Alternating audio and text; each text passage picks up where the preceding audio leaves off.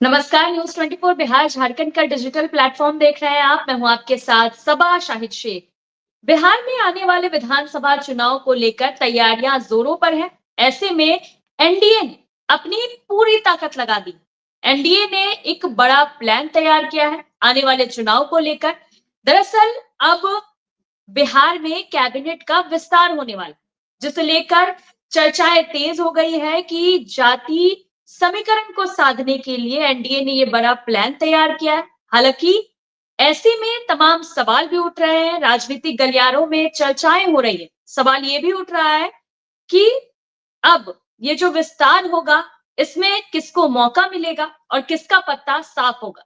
तो वहीं अगर महागठबंधन की बात करें तो महागठबंधन का इसके बाद महागठबंधन क्या काट निकालेगी। चलिए इन्हीं तमाम बातों पर आज विस्तार से चर्चा करते हैं। चर्चा के लिए हमारे साथ तमाम गेस्ट जुड़ रहे हैं। हमारे साथ जुड़ रहे हैं हमारे एसोसिएट एडिटर अमिताभ ओझा जी, सुनील सेवक जी प्रवक्ता बीजेपी, रामपुकार सिन्हा जी प्रवक्ता आरएलएम, प्रमोद सिन्हा जी प्रवक्ता आरजेडी, मोहन कुमार जी वरिष्ठ पत्रकार। आप सभी का बहुत बहुत स्वागत है। सबसे पहले मैं रामपुकार सिन्हा जी का रुख करना चाहूंगी। रामपुकार सिन्हा जी, मंत्रिमंडल का विस्तार होने वाला है जी। क्या कुछ होगा? कुछ खास सबा प्लान जी लोगों देखिए को मौका मिलेगा? जी देखिए इसका एक अधिकार क्षेत्र है माननीय बिहार के विकास पुरुष मुख्यमंत्री आदरणीय नीतीश कुमार जी का। अपने मंत्रिमंडल में किन किन को लेंगे वो है, लेकिन बिहार में इतना मैं बतला दूं कि बहुत जल्द मंत्रिमंडल का विस्तार होगा और माननीय मुख्यमंत्री आदरणीय नीतीश कुमार जी बहुत जल्द घोषणा करेंगे। अब इसमें भारतीय जनता पार्टी और जनता दल यू, ये दो पार्टी की ओर से ही मंत्रिमंडल में इसमें विस्तार होने की जो संभावना है वो भारतीय जनता पार्टी और जनता दल यू के माननीय विधायक को ही इस बार अवसर मिलेगा। और ये तो बहुत कम समय का होगा, कारण कि अक्टूबर में चुनाव होने वाला है, अक्टूबर नवंबर में। लेकिन जितना कम समय में ही मंत्रिमंडल का विस्तार होगा, उससे यह होगा कि कम से कम बिहार में उस विभाग में तेजी से विकास करने का अवसर मिलेगा। इसलिए सभा जी, माननीय मुख्यमंत्री नीतीश कुमार जी, बहुत दिनों से विस्तार होने की चर्चा चल रही थी, लेकिन अब कल परसों में जो होगा देखिए, और माननीय मुख्यमंत्री जी बहुत जल्द घोषणा करेंगे अपने मंत्रिमंडल के विस्तार का। जी सभा जी। चलिए ठीक है रामपुकार सिन्हा जी, फिर आपका रुख करेंगे। सीधा रुख करना चाहूंगी प्रमोद सिन्हा जी का। प्रमोद जी, एनडीए ने तो तगड़ा दांव चल दिया है, अब आप लोगों के पास इसका काट क्या है?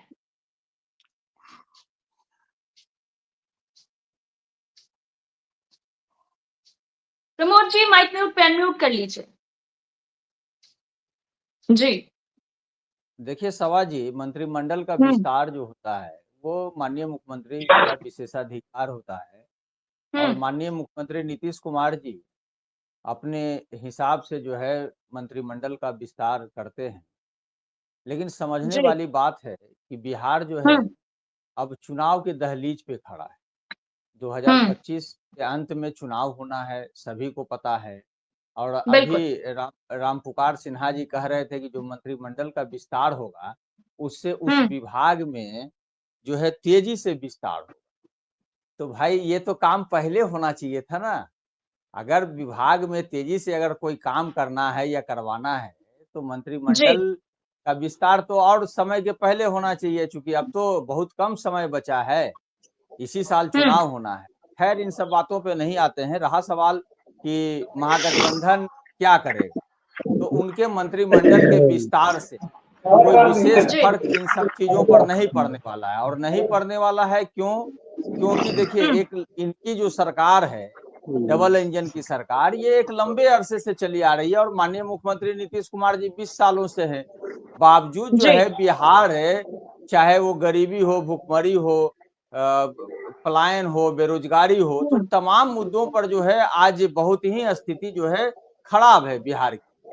तो आखिर इतने लंबे अरसों से जब वो मुख्यमंत्री हैं और डबल इंजन की सरकार है, फिर बिहार की स्थिति के लिए जिम्मेवार कौन है? कहीं ना कहीं तो जिम्मेवार यही लोग हैं। क्यों आज पलायन बदस्तूर जारी है? क्यों आप नीति आयोग के ही रिपोर्ट को आप देख लीजिए, तो उसमें चाहे शिक्षा हो, स्वास्थ्य हो, कैग का भी रिपोर्ट देख लीजिए, उसमें भी स्वास्थ्य को लेकर के कई सवाल उठाए गए हैं। गरीबी उन्मूलन की बात कर लिए, तो आज बिहार अंतिम पंक्ति पे क्यों खड़ा है? और अंतिम पंक्ति पे खड़ा है तो इसका कसूरवार कौन है? किसने विकास चलिए नहीं किया? ठीक है प्रमोद विकास की सिन्हा जी, गति एक पूरी बात कर लेते हैं। विकास की बोलिए गति को बोलिए। रफ्तार देने का इन लोगों का काम था, इन लोग तो काम किए हम्म नहीं।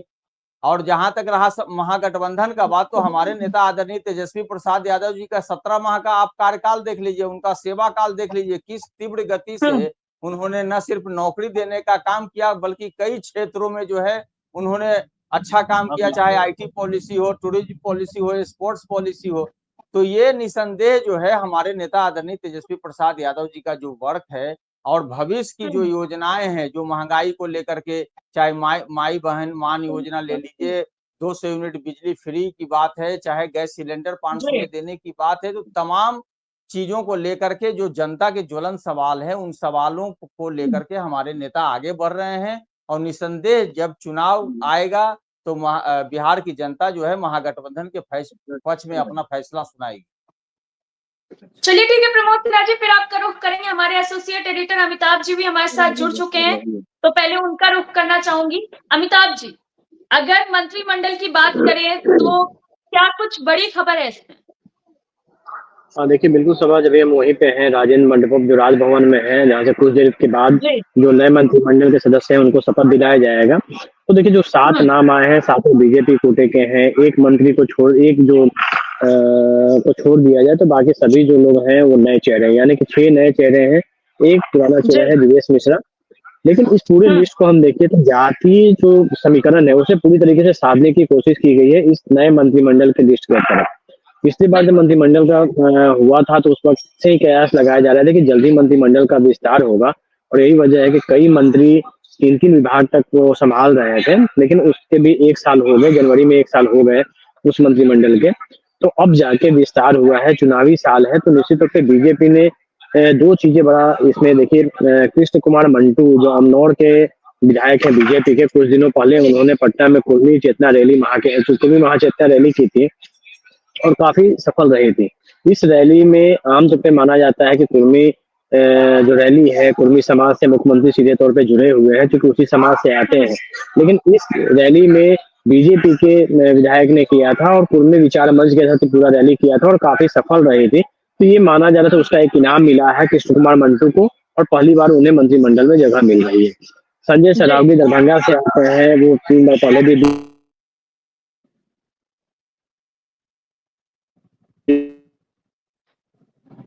शायद कुछ टेक्निकल शपथ लेंगे। तो इन सभी बातों को देखिए बिल्कुल जी अमिताभ तो देखिए ये यहाँ का साफ तौर पर दिखता है कि समीकरण को साधने की कोशिश की गई है। अभी फिलहाल तस्वीरें आपको दिखा रहे हैं, ये हॉल की है जो राजेंद्र मंडपम की है।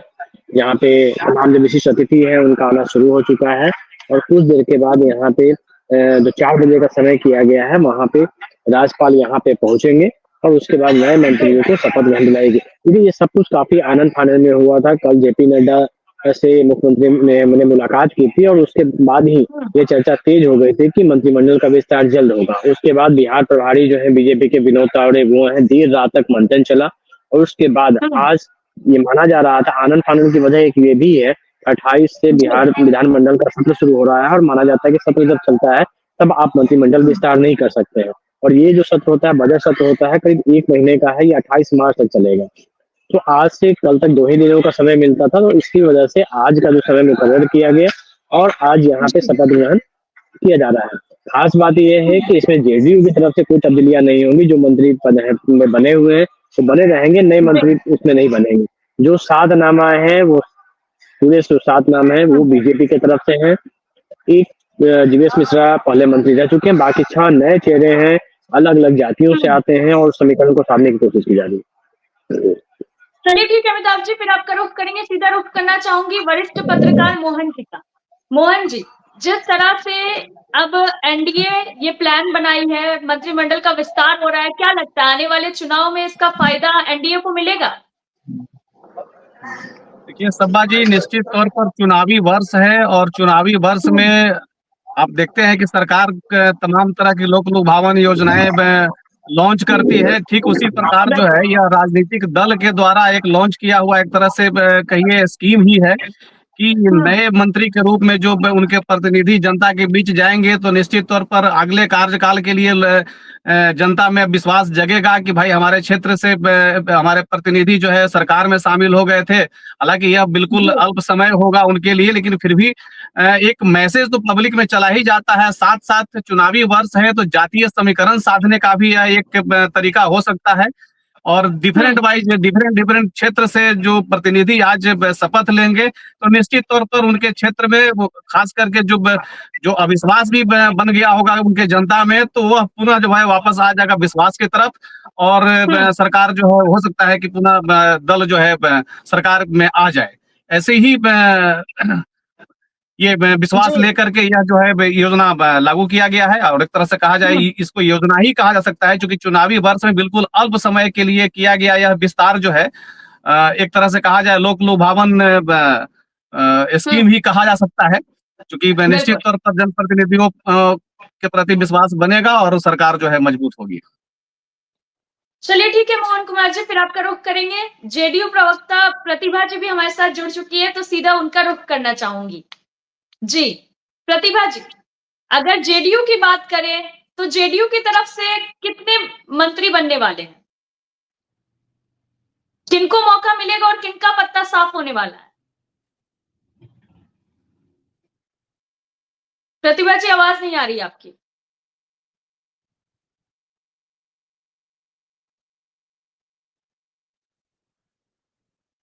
प्रतिभा जी आवाज नहीं आ रही आपकी। ठीक है, फिर आपका रुख करेंगे। तब तक सीधा रुख करना चाहूंगी बीजेपी प्रवक्ता सुनील सेवक जी का। सुनील जी, जिस तरह से अब मंत्रिमंडल का विस्तार हो रहा है, क्या कुछ खास प्लान है एनडीए का?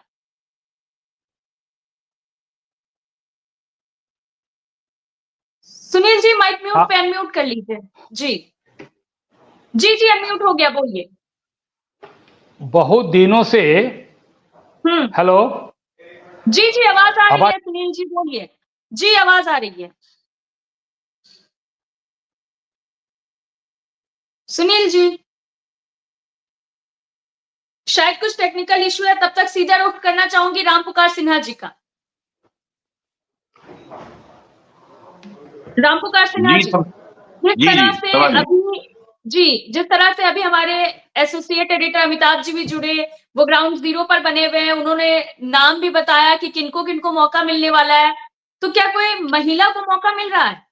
जिस तरह से एनडीए में बार बार महिलाओं के मुद्दे को उठाया जाता है, तो ऐसे में एक महिला को भी मौका मिलना चाहिए था, आपको नहीं लगता?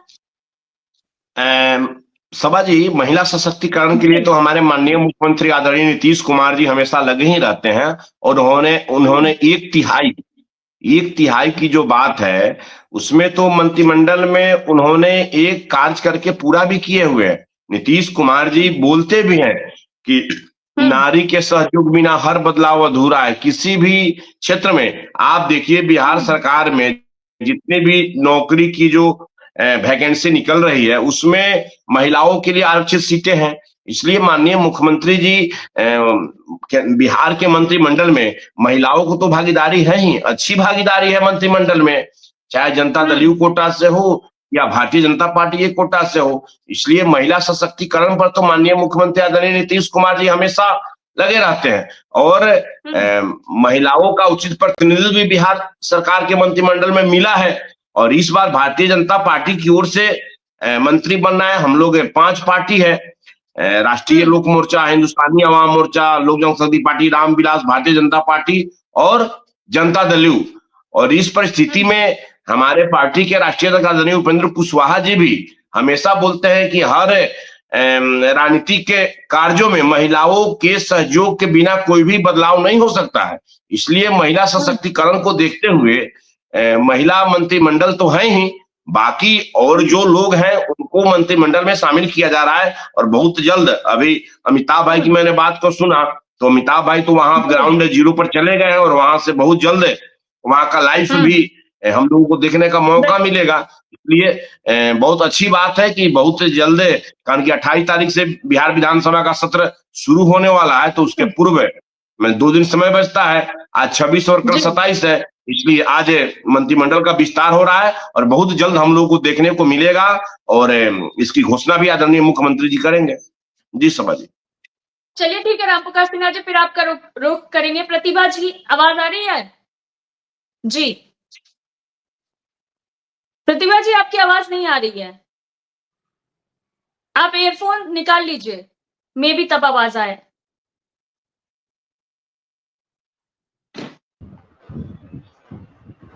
जी प्रतिभा जी अनम्यूट कर लीजिए। आ रही है आवाज? जी जी आवाज आ रही है जी। प्रतिभा जी, अगर जेडीयू की बात करें तो जेडीयू की तरफ से किसको मौका मिलने वाला है? जेडीयू को देखिए, एनडीए घटक दल, एक एनडीए परिवार है हमारा, उसमें जेडीयू पार्टी है, बीजेपी पार्टी, और भी 2 पार्टियां हैं, 3 पार्टियां हैं। तो जेडीयू का कोटा पहले से फुल है। जितना जेडीयू कोटे से मंत्री बनना चाहिए था उतना पहले से थी उनकी संख्या। अभी बीजेपी कोटे से मंत्रियों के बनने की बारी थी, तो बीजेपी के 7 मंत्री, 7 विधायक हैं, वो मंत्री बनने जा रहे हैं। और मैं सबको शुभकामना भी दे रही हूँ कि भाई वे अपने अच्छे से कार्यकाल को पूरा करें, और सबको शुभकामना देना चाहिए नए मंत्रिमंडल गठन पर, और मंत्री जो भी विधायक मंत्री बन रहे हैं उनको। चलिए ठीक है प्रतिभा जी, फिर आपका रुख करेंगे, सीधा रुख करना चाहूंगी सुनील जी का। सुनील जी, क्या खास प्लान है एनडीए का? मंत्रिमंडल का विस्तार भी हो रहा है अब तो। ये देखिए, कोई प्लान नहीं है, ये एक अपनी स्वाभाविक प्रक्रिया है। बहुत दिनों से स्वाभाविक रूप से भारतीय जनता पार्टी के कोटे के मंत्रियों की संख्या वहां कम थी, तो लोगों ने ये निर्णय लिया कि उस कोटे की संख्या को भर दिया जाए। तो ये तो नीतीश जी के से सलाह मशवरा करके और नीतीश जी के आदेशानुसार इसको किया गया है। और अभी कुछ ही देर में सब लोग शपथ ग्रहण समारोह में शामिल होकर शपथ लेंगे और आशा करते हैं कि नए मंत्रियों के साथ बिहार के विकास की और गति बढ़ेगी और जो भी मंत्री अपने दायित्व को लेंगे वो दायित्व का निर्वहन जिस तरह से अन्य सभी मंत्री एनडीए के कर रहे हैं उसी तरह से ये लोग सभी करेंगे और बिहार मेरा अग्रसर विकसित राज्य की ओर बढ़ता चलाएगा। चलिए ठीक है सुनील जी, फिर आपका रुख करेंगे, सीधा रुख करना चाहूंगी प्रमोद सिन्हा जी। प्रमोद जी, जिस तरह से तेजस्वी यादव बिहार में यात्रा कर रहे थे, उन्होंने कई तरह के वादे भी किए, फिर चाहे वो 200 यूनिट बिजली फ्री हो या फिर महिला योजना के तहत हो, लेकिन इन सब के बाद अब जिस तरह से एनडीए की तरफ से मंत्रिमंडल का विस्तार किया जा रहा है, जाति समीकरण को अगर देखा जाए तो उसे साधने के लिए कहीं ना कहीं इस बात की चर्चाएं तेज है, क्योंकि अभी चुनाव नजदीक है बिहार में, कुछ भी होगा तो उसे चुनाव की नजर से देखा ही जाएगा। तो क्या लगता है आपको? देखिए सवा जी, आपने ठीक कहा कि जो भी एनडीए के लोग कर रहे हैं, चूंकि बिहार चुनाव की दहलीज पे खड़ा है जी, साल के अंत में चुनाव होना है, तो चुनाव को देखते हुए ये लोग इस प्रकार के कार्यक्रम अपने तय कर रहे हैं। और मैंने तो पहले भी कहा कि जो मंत्रिमंडल का विस्तार होता है वो मुख्यमंत्री का विशेषाधिकार है, वो कब करते हैं नहीं करते हैं ये उनका अपना मामला है। लेकिन सवाल उठता है कि जो आपने कहा कि जातीय समीकरण को साधने की या अन्य चीजें जिसका प्रभाव जो है चुनाव पर पड़े, तो इनको तो काम के आधार पर जनता के बीच जाना चाहिए और काम गिनाने चाहिए। चूंकि 20 वर्षों से तो माननीय मुख्यमंत्री नीतीश कुमार जी हैं, डबल इंजन की सरकार है, तो इनको तो बिहार के विकास को लेकर के उस जो इन्होंने काम किया तो काम के आधार पर जनता के बीच जाना चाहिए। लेकिन ये जनता के बीच जो अभी मान लीजिए जो आपने कहा कि इससे प्रभाव पड़ेगा, तो वैसे ये लोग जो है चुनावी साल में तिक्रम लगाने का काम करेंगे, लेकिन जनता जो है भ्रमित होने वाली नहीं है, जनता अब इनके भ्रम जाल में फंसने वाली नहीं है।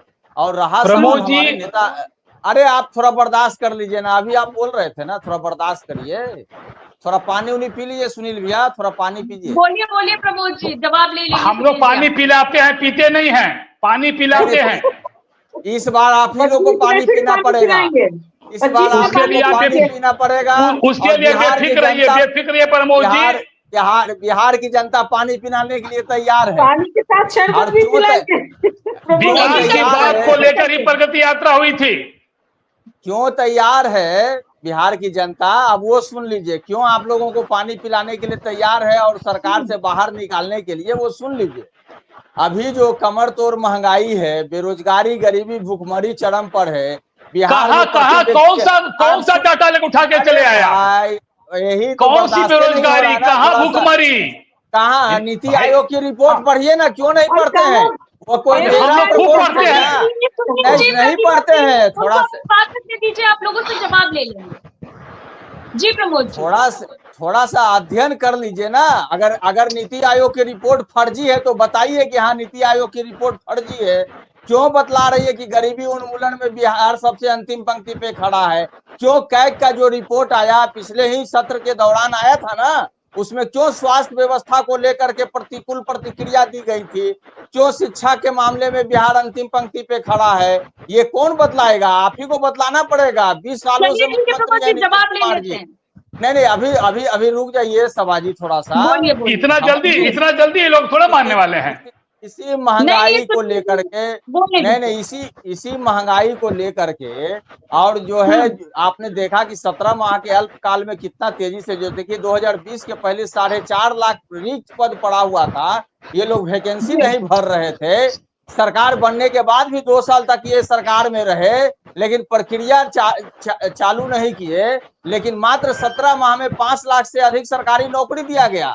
अभी महंगाई को लेकर के, महंगाई को लेकर के जो माई बहन मान योजना के तहत 2500 रुपया देने की घोषणा की गई है, जिससे कि कम से कम महिला सबलीकरण होगा। उसके अलावा आप देख लीजिए कि चाहे जो सामाजिक सुरक्षा पेंशन जो है 400 रुपया है, हमारे पड़ोसी राज्यों में भी 1000 रुपया है, तो उसी को बढ़ा करके 1500 रुपया करने की बात कही गई है। गैस सिलेंडर को 500 रुपया में देने की बात कही गई है।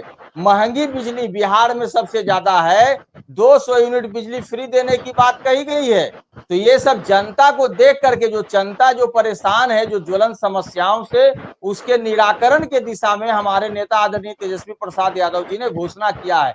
और निसंदेह जनता जो है हमारे नेता पर अपना विश्वास इस बार जताएगी, हमारे नेता को अपना आशीर्वाद देने का काम करेगी। ठीक है प्रमोद जी। जी सुनील जी, अब आप अपनी बात पूरी करेंगे। नहीं, ये मैं ये कह रहा था कि नीति आयोग की रिपोर्ट की ये बात कर रहे हैं। नीति आयोग रिपोर्ट को गलत तरीके से प्रस्तुत करने वाले ये आरजेडी के प्रवक्ता महोदय, मुझे समझ में नहीं आ रहा है कि लोग कैसे पढ़ लेते हैं। या तो फिर ढंग से पढ़ नहीं पाते हैं, या पढ़ते हैं तो समझ नहीं पाते हैं। और रह गई बात 17 महीने, हे प्रभु 17 महीने में तो लग रहा था जैसे कि महंगाई एकदम घर से गायब हो गई थी। अरे जो भी 17 महीने का जो गाना गाते हैं, नहीं जो गाना आप गा रहे हैं, मिला ना आरक्षण का दायरा हम लोग बढ़ा करके 65% करने का काम किए ना। मैं फिर कह रहा हूं, आपने नहीं किया, नीतीश कुमार जी ने किया। क्यों बेवजह अपना झूठा पीटते हैं? तो 22 से पहले नहीं कर पाए, क्यों नहीं कर पाए, इसका भी जवाब दीजिए। मैं फिर कह रहा हूं, हर चीज का समय होता है। हम आप लोगों की तरह नहीं है। मंत्रिमंडल का विस्तार का समय है निर्धारित, अलबला के काम करते हैं। आरजेडी तो हाइये है, काम करती है अलबला के, जो मन में आए सो कर देती है। हम लोग उस तरह से नहीं है। हम लोग हर चीज को सोच समझ के स्टेप बाय स्टेप करते हैं, और वो वक्त आया था, हुआ था। लेकिन आपको मैं बार बार कह रहा हूं प्रमोद जी, क्रेडिट मत लीजिए। क्रेडिट नीतीश कुमार जी का था जिन्होंने किया था। क्रेडिट दे रही है जनता, क्रेडिट दे रही है। भगवान, अरे तो लोकसभा में क्या हो गया? काहे 4% मत गए? अभी समझ में नहीं आ रही है। अरे जनता दल 1 नंबर की पार्टी बन के उभरी, आप कहाँ उभरी? आपकी अरे कहाँ उभरी? 4 को सीट लेके 1 नंबर बनने वाले, आप बताइए, आप पीछे चले गए ना। जनता आपको पीछे कहाँ चले गए? पीछे अरे प्रधानमंत्री नरेंद्र मोदी 5 4 सीट लेने वाले, आरजेडी वाले 4 सीट लेके भी समझ नहीं आ रही है।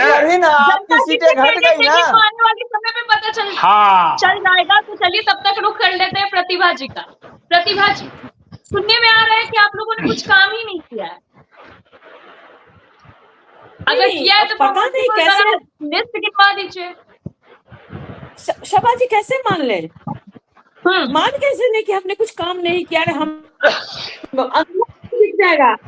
इनके चश्मे, जो ये चश्मा पहनते हैं ना, इनके चश्मे पे धूल चढ़ी हुई है, उसे साफ करने की जरूरत है, अपना नजरिया बदलने की जरूरत है। प्रमोद जी चश्मा जरा साफ कर लीजिए, नहीं, सब लोग जो है, तभी आपको विकास सब लोग भारतीय जनता पार्टी के भ्रम जाल में फंसने वाला लोग नहीं है। कौन से सेक्टर की आप बात करते हैं जिस सेक्टर में काम नहीं हुआ है? कौन से सेक्टर की बात करते हैं जहाँ डेवलपमेंट का काम नहीं हुआ? कोई एक सेक्टर आप मैंने अभी बताया ना, शिक्षा, अरे सुन लीजिए, उसी पर बात कर रहा हूँ, बताइए ना। तेजस्वी नौवीं फेल है, मतलब क्या हुआ कि शिक्षा बिहार में है नहीं है? नहीं, तेजस्वी की नौवीं फेल है तो बिहार में शिक्षा ही नहीं है। हर स्थिति है भाई, प्रधानमंत्री जी कितने नहीं, हमको समझ में नहीं आ रहा है। आप बता दीजिए ना।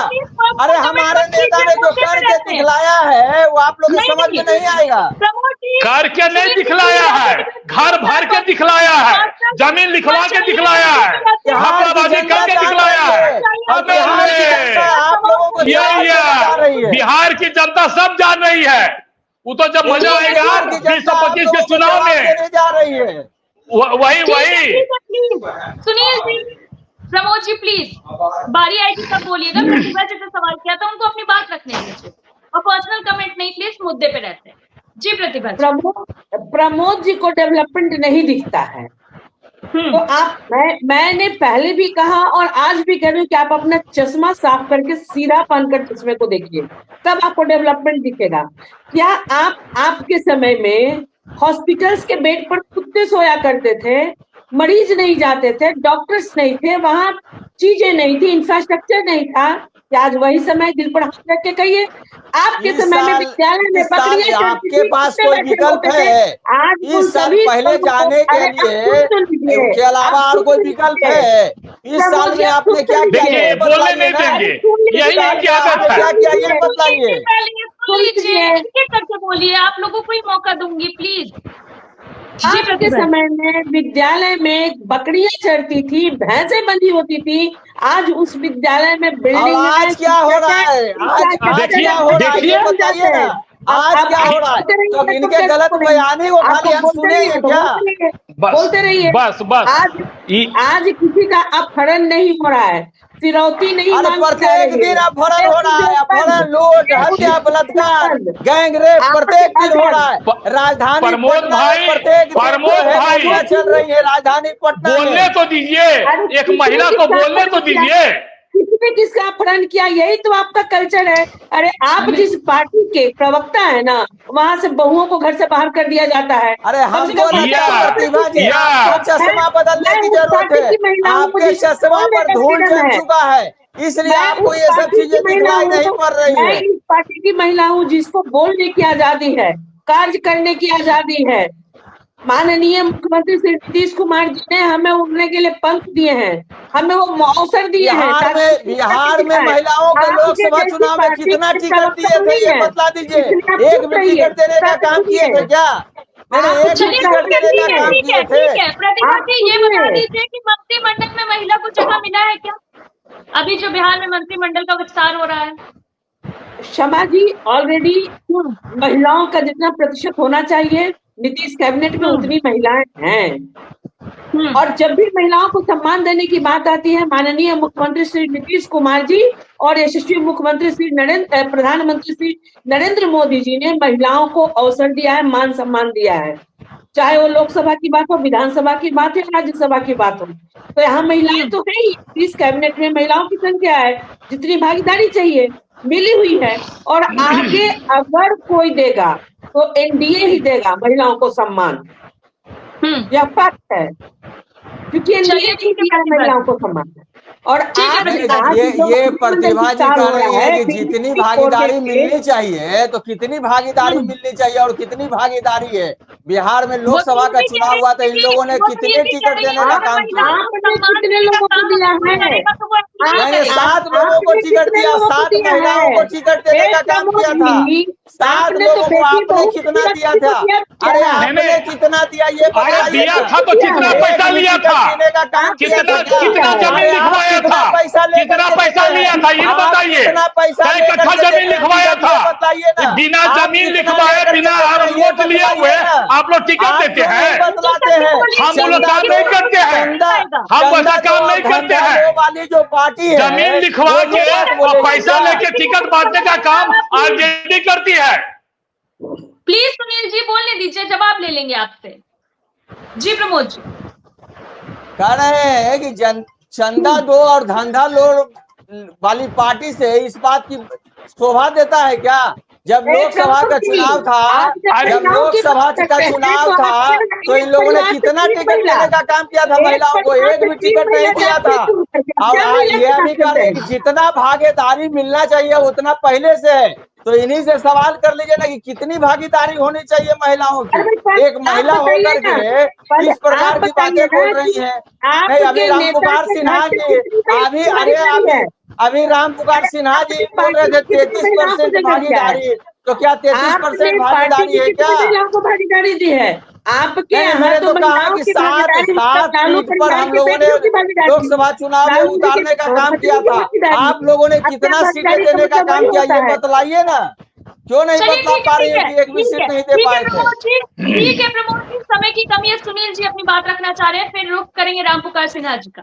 जी सुनील जी। नहीं, प्रमोद जी जो कह रहे थे कि चंदा लो और ये क्या दो, तो इनके ऊपर तो कोर्ट का मोहर लगा हुआ है कि जमीन लिखो और नौकरी पाओ, पैसा दो और टिकट लो। इनको तो कोर्टे ने मोहर मार दिया है। तो आप पता नहीं किस मुंह से ये लोग इस तरह की बात करते हैं। अभी लोगों को नहीं समझ में आ रहा है। ले प्रमोद भाई कोर्ट का मोहर लगा है, कोर्ट का मोहर। बेल पर है आपके नेता, जेल जाएंगे, जेल। ध्यान रखिए, जेल जाएंगे, जेल। जिस तरह का कुकर्म आप लोग करते हैं ना, उसमें जेल जाना पड़ेगा। देश की जनता देखने का जेल जाना पड़ेगा, जेल। चिंता मत कीजिए। अभी कल ही सिटी पिटी गुम हुई है, कल ही सिटी पिटी गुम हुई है। 8 मार्च को रोइएगा, रुमाल से पोंछिएगा आंसू। 8 मार्च याद रखिएगा, 8 मार्च को आंसू पोंछिएगा रुमाल से। चिंता मत कीजिए। मोहर लगा है, मोहर लगा हुआ, ठप्पा लगा दिया कोर्ट। जमीन के बदले नौकरी और नोट के बदले टिकट, ठप्पा लगा, ठप्पा। ठीक है सुनील जी। प्रमोद जी समय की कमी है, आखिरी कमेंट रामपुकार सिन्हा जी से लेना चाहूंगी। रामपुकार सिन्हा जी, जिस तरह से बिहार में चुनाव नजदीक है, ऐसे साल होने वाले हैं, इसे लेकर जो फ्री के दावे किए जा रहे हैं, क्या लगता है आपको ये फ्री की रेवड़ियों के चक्कर में जनता कितना आएगी? अब मैं क्या बताऊं सभा जी, कुछ भी मुंह से बोल देना और उसको इम्प्लीमेंट करना ये एक बहुत बड़ी जिम्मेवारी होती है। देखिए, जुमले की तरह कोई बात बोल दे कि माई बहन सम्मान योजना हम देंगे, फ्री देंगे। प्रमोद जी सुनिए, प्रमोद जी सुनिए, डिबेट में बैठते हैं।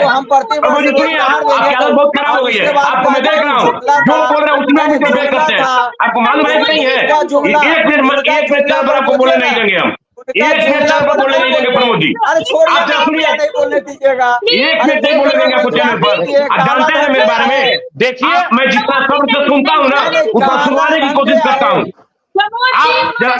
सबकी बात ध्यान से सुनिए, उनको भी अपनी बात रखने दीजिए, सबको मौका है। तो ये प्रधानमंत्री नहीं, ये लोग लखाए थे भाई, ये लोग लाठी वाला पार्टी है, पिला के लाठी रखते हैं, इसी काम के लिए फेंक देगी इस बार, जनता उखाड़ के फेंक देगी इस बार।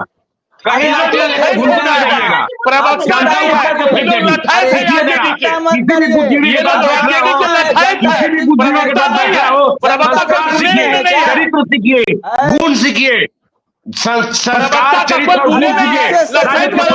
चले आते हैं, सुनने की हिम्मत नहीं है, सुनने की हिम्मत नहीं है आपको। बोलिए।